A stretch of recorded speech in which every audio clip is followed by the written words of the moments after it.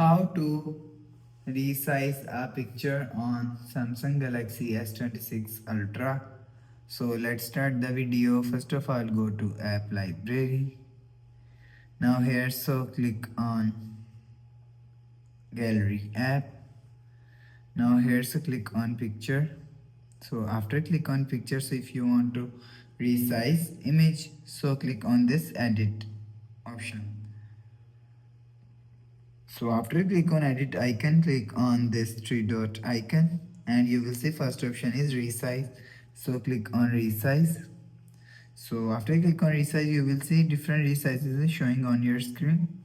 So you will select to 20%, 40%, 60% and 80%. So you will select from size from here, and after select size, click on done and you will see your picture size is changed. So after the process, go back to home screen, refresh phone. So that's how you can size or resize a picture on Samsung Galaxy S26 Ultra. So if you like the video, please subscribe. Thanks for watching.